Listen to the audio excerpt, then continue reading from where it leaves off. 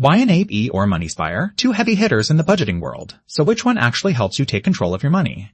On one side, you've got YNAB, the cult favorite known for zero-based budgeting. On the other, Moneyspire, a flexible personal finance tool packed with powerful features. We're putting both apps through practical, everyday tests, budgeting, ease of use, feature support, pricing, and more.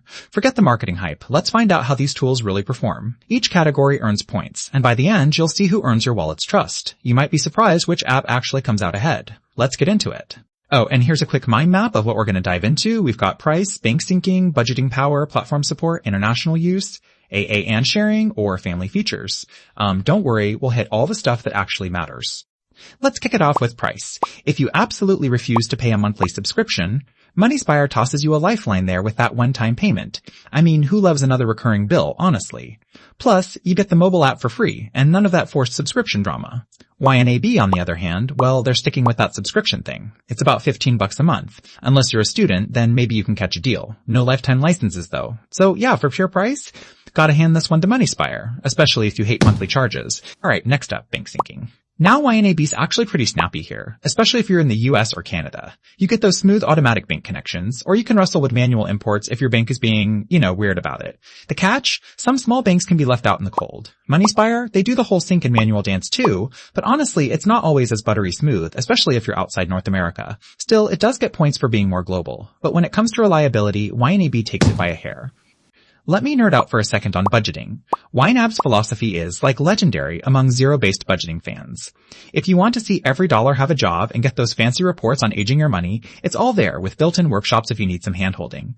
But it can feel, almost too strict if you're not into that system. Moneyspire plays it more old school with envelopes and scheduled stuff, but doesn't get as deep or frankly as motivating as YNAB. So if budgeting features are what you're here for, YNAB just runs circles around the competition. Oh, and here's a throwback I bet you didn't see coming. Did you know the very first personal finance software ran on DOS back in the 80s? Before most of us were even born. Just a little perspective when you're grumbling about app updates. Moving on to platforms. Honestly, this is kind of fun. Both cover the basics, Mac, Windows, iOS, Android. YNAB is all about that cloud sync, and they've even got a web app. Moneyspire is the rebel here, with local database support and even Linux if you're techie enough to use Wine.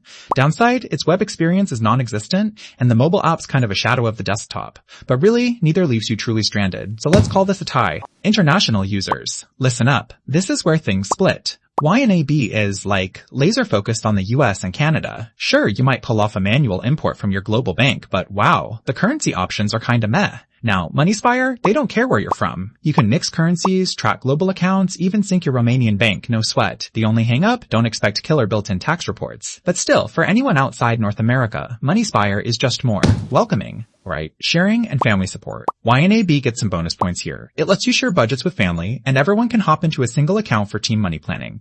The catch? You gotta use Cloud Sync, which is fine for most, but maybe not for the super privacy conscious. Moneyspire? Well, you can load it up on all your PCs with one license, but real-time sharing? Not really a thing. So if real collaboration is your jam, YNAB's where it's at. Let's zoom out for a sec. If you compare price, bank sync, budgeting features, platforms, international vibes, and sharing, you'll see both apps have their standout moments. Some categories are heated, others, not so much. Honestly, if you want hardcore structure all about those habit changes and chasing financial goals, YNAB is going to whip you into shape. But if you want flexibility, hate subscriptions, and need to handle international currencies or offline privacy, Moneyspire is quiet but mighty. Really depends on what you value most. If this comparison helped you even a tiny bit, don't forget, there's plenty more where this came from. Follow along for more money, smart picks and hacks that save you time, cash, and headaches.